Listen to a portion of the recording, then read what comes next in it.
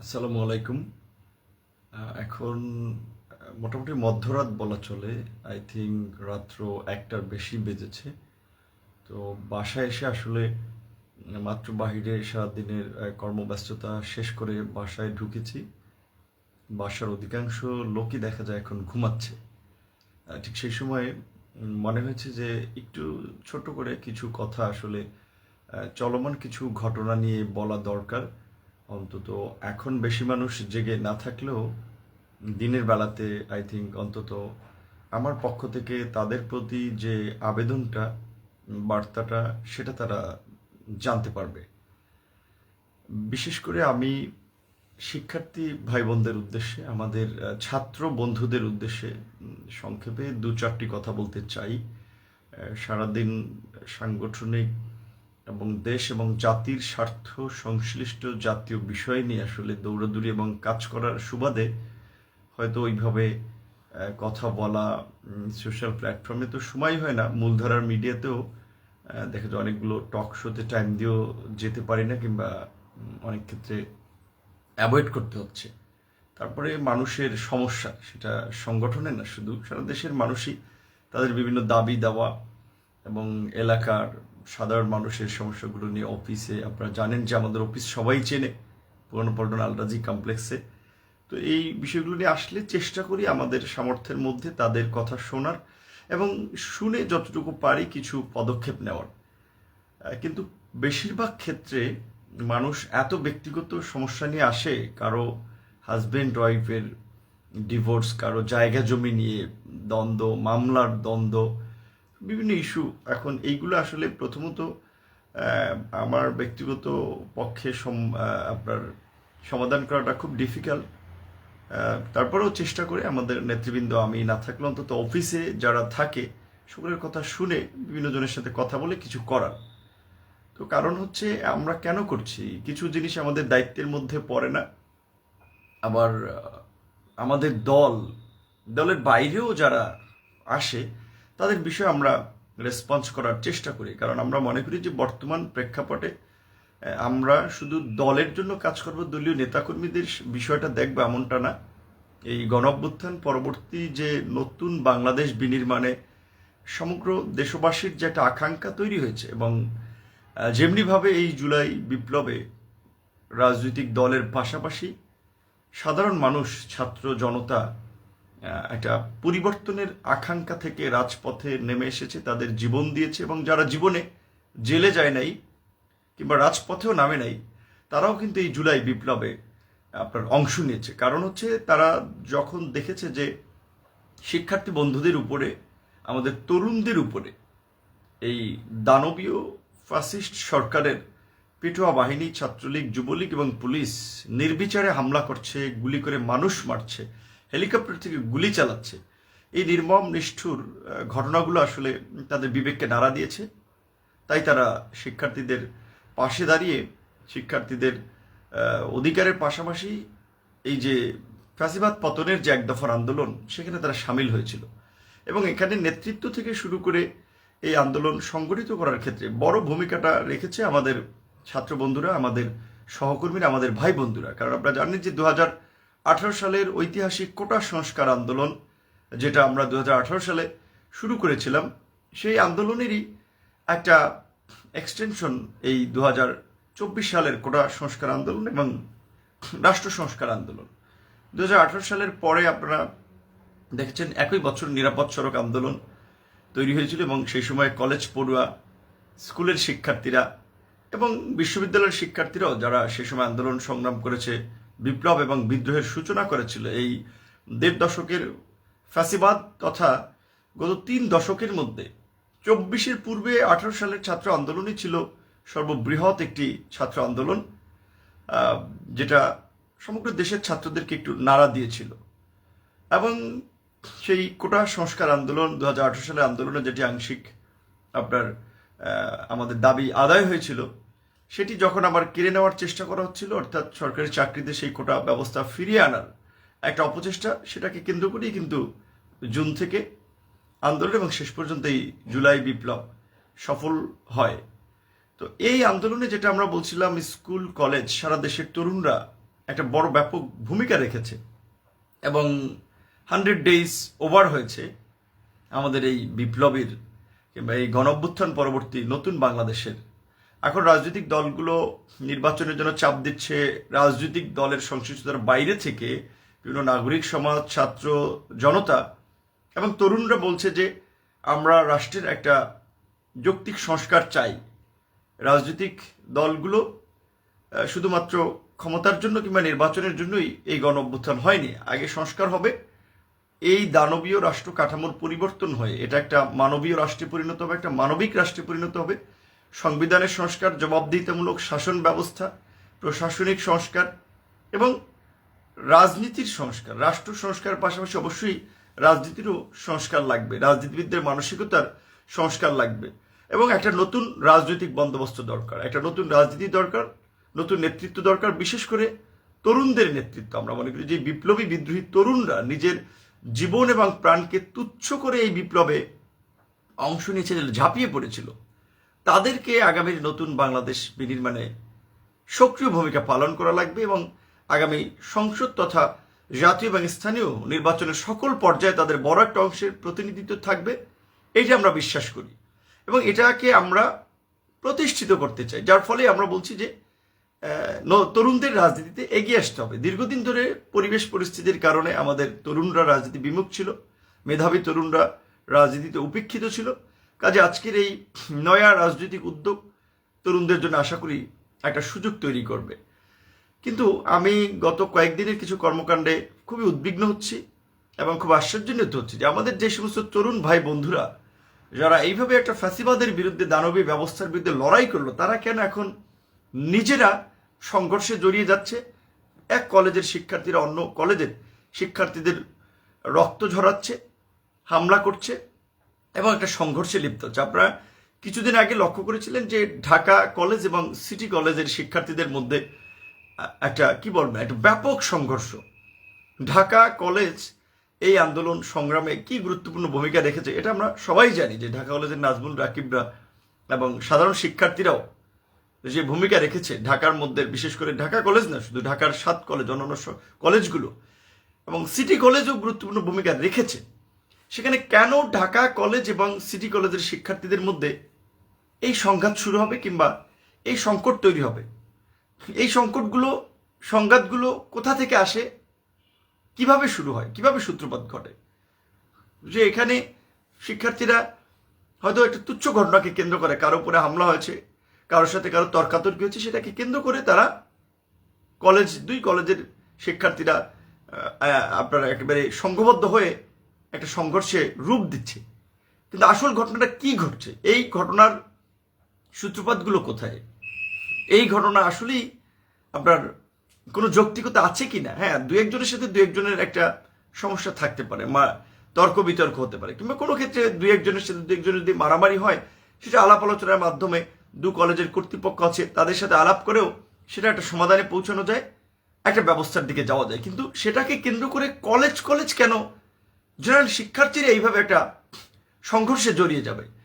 Dhaka college city কলেজের শিক্ষার্থীদের এই সংঘর্ষ বা সমস্যার রেশ কাটতে না কাটতে আমরা আজকে যে ঘটনাগুলো দেখলাম, বিশেষ করে পুরান ঢাকার ঐতিহ্যবাহী যে সোহরাওয়ার্দী কলেজ, কবি নজরুল কলেজের সাথে ঢাকার বেশ কয়েকটি কলেজের ইন্টারমিডিয়েট পড়ুয়া শিক্ষার্থীদের, মাহবুব রহমান মোল্লা কলেজ থেকে শুরু করে কয়েকটি কলেজের শিক্ষার্থীদের সংঘর্ষ, এখন একই ঘটনা, যে দু একজনের কোনো বিষয়কে কেন্দ্র করে এইভাবে এত বড় পরিসরে শিক্ষার্থীদের মধ্যে সংঘর্ষ। যেই শিক্ষার্থীরা দেশকে বাঁচাতে, দেশের মানুষের অধিকার প্রতিষ্ঠায়, ইভেন বলা চলে অনেক ক্ষেত্রে গ্রাজুয়েশন লেভেলের ছাত্রদের দাবি ছিল এই কোটার যৌক্তিক সংস্কার, সেটা করতে গিয়ে তারা নিগৃহীত, নিষ্পেষিত, লাঞ্ছিত হয়েছে। সেখানে আপনার ইন্টারমিডিয়েটের কলেজের স্কুলের শিক্ষার্থীরাও ব্যাপক পরিমাণে আপনার প্রতিবাদ করেছে এবং প্রতিবাদে সামিল হয়েছে। তাহলে সেই শিক্ষার্থীরা কেন এখন নিজেরা এই কারণের বিরুদ্ধে আপনার জড়িয়ে যাচ্ছে? এটা অত্যন্ত দুঃখজনক এবং উদ্বেগের। আমরা সকল শিক্ষার্থী ভাই বন্ধুদেরকে অনুরোধ করব ধৈর্য ধরার এবং এত অসহিষ্ণু না হওয়ার। শিক্ষার্থীদের আন্দোলনের পাশাপাশি আমরা আরও কিছু ঘটনাগুলো দেখেছি। বিশেষ করে এই কথাটি বলাও সেন্সিটিভ, কারণ অনেক মানুষ বুঝে কিংবা না বুঝে নানান ধরনের রিয়্যাক্ট করে। কাজে আমি সেই সমস্ত অতি উৎসাহী রিয়্যাক্টের কিংবা যারা বুঝে না বুঝেই নানান ধরনের অতি উৎসাহী কথাবার্তা বলছেন তাদের এই সমস্ত রিয়্যাক্টে আমি মনে কিছু করি না। কারণ আমি এই গত 7-8 বছর ধরে আমার সহকর্মীদের সাথে তাদেরকে সাথে নিয়ে স্রোতের বিপরীতেই কিন্তু লড়াই সংগ্রাম করেছি। ফ্যাসিবাদের বিরুদ্ধে আপোষ করিনি, সুবিধা নেই, নিজেদের কৌশলের সাথে টিকে থেকেই কিন্তু ধারাবাহিকভাবে একটা লড়াই সংগ্রাম করেছি, কখনো আপোষ করি নাই। কাজেই আমাদের কাউকে পরীক্ষা দিতে হবে না কিংবা কারো কাছে আমাদের চারিত্রিক কিংবা আন্দোলন সংগ্রামের সার্টিফিকেট দিতে হবে না। সেই সার্টিফিকেট ইতিমধ্যে এদেশের জনতা আমাদের সার্টিফিকেট পেয়েছে কর্মের মাধ্যমে। এখন অনেক মানুষ দেখা যায় আমার কোনো একটা কথা তাদের বিপরীতে যেতে পারে, কোনো কথার সাথে তাদের মিল নাও হতে পারে, তো সেটাকে কেন্দ্র করে কেউ কিছু বললে এটা নিয়ে আমরা মোটেও বিচলিত নই। পরিষ্কারভাবেই আমরা তারুণ্যের নতুন ধারার একটা রাজনীতি প্রতিষ্ঠায় গণ অধিকার পরিষদকে নিয়ে কাজ করছি এবং বাংলাদেশের রাজনীতিতে একটা গুণগত পরিবর্তন করতে চাই, তরুণদের ক্ষমতায়ন করতে চাই। এবং আমাদের যেহেতু একটা রাজনৈতিক দল, একটা ছাত্র কিংবা যুব কিংবা শ্রমিকদের একটা গোষ্ঠীগত আন্দোলন, যেটা শুধুমাত্র ওই সম্প্রদায় বা কমিউনিটির দাবি দেওয়া রিলেটেড আন্দোলন কিংবা পপুলার দাবি নিয়ে আমরা আন্দোলন করব যেটাতে মানুষ তালি দেবে, বাহাবা দিবে, একটা রাজনৈতিক দল এই সস্তা জনপ্রিয়তা বা সস্তা সেন্টিমেন্টকে ধারণ করে সবসময় কাজ করতে পারে না। তাদের দেশ বিদেশের নানামুখী বাস্তবতা মাথায় রেখেই তাদের রাজনৈতিক দলের পলিসি কর্মপদ্ধতি নিতে হয়। সেটা কখনো মানুষের পক্ষে যাবে, কখনো বিপক্ষে যাবে। কাজেই সেটা নিয়ে কে কি বলল এগুলো হিসাব করে রাজনৈতিক দলগুলো সাধারণত তাদের পলিসি নির্ধারণ করতে পারে না বা কাজ করতে পারে না। আমাদের মৌলিক লক্ষ্য উদ্দেশ্য এক, দেশের মানুষের জন্য সার্বজনীন শিক্ষা, অর্থাৎ উচ্চ মাধ্যমিক পর্যন্ত সকলের জন্য অবেতনিক শিক্ষা, সকলের জন্য স্বাস্থ্যসেবা নিশ্চিত করতে হবে, সকলের জন্য বাসস্থান নিশ্চিত করতে হবে। এদেশে কোনো মানুষ যেন আপনার অনাচার অবিচারের বৈষম্যের শিকার না হয়। রাজনৈতিক দল হিসেবে সেই বিষয়গুলো নিয়ে কাজ করতে হবে। আমরা ওই মৌলিক জায়গাতেই ফোকাস আছি। তো আমি যেটা বলছিলাম, এই শিক্ষার্থীদের আন্দোলনের পাশাপাশি এখন বিভিন্ন কমিউনিটির লোকজন, সেটা হোক আইনজীবী, সেটা হোক ডাক্তার, সেটা হোক শিক্ষক, তারা আপনার তাদের দাবি দেওয়া নিয়ে ব্যাপক আন্দোলন সংগ্রাম করছে। তাদের এই দাবি দেওয়ার প্রতি আমি পরিপূর্ণভাবে শ্রদ্ধাশীল এবং সহনশীল এবং একমত পোষণ করি, সম্মানের সাথেই বলছি যে 16টি বছর একটি সরকার ছিল, সেই সরকারের আমলে কিন্তু আপনারা এইভাবে আন্দোলন সংগ্রাম করতে পারেন নাই, এমনকি দাবি দেওয়াও আদায় করতে এইভাবে রাস্তায় নামতে পারেন নাই। নেমেছেন, পুলিশের টিয়ার সেল খেয়েছেন, ছাত্রলীগ যুবলীগ হামলা করেছে। যাই হোক, 15 বছর সেই সরকার কতটুকু পারত কি পারত না তারা বাস্তবায়ন করেনি। এখন জাতীয় ক্রাইসিস, যেখানে একটা অর্থনৈতিক চরম সংকট, সামাজিক একটা চরম সংকট, আইন শৃঙ্খলা পরিস্থিতির চরম বাজে অবস্থা, পুলিশ সহ আইন শৃঙ্খলা বাহিনী আপনারা দেখেছেন যে গত 15 বছরে যেভাবে 16 বছরে এই ফ্যাসিবাদের দালালি করেছে, অনেকে ফ্যাসিবাদের অংশ হয়ে গণবিরোধী অবস্থান নিয়েছে, আজকে তারা জনগণের সামনে দাঁড়াতে পারছে না, আইন শৃঙ্খলা বাহিনীর সেই অংশটা। এবং যেভাবে এই ফ্যাসিবাদ বিরোধী আন্দোলনে বিশেষ করে পুলিশ সহ আইন শৃঙ্খলা বাহিনীকে জনগণ মোকাবেলা করেছে, তাদেরকে প্রতিহত করেছে। কাজে আজকে সেক্ষেত্রে আইন শৃঙ্খলা বাহিনীর জনগণের মুখোমুখি হওয়া নিয়ে একটা ভয় আছে, মানসিকভাবে কিছুটা বিপর্যস্ত, মনোবল দুর্বল।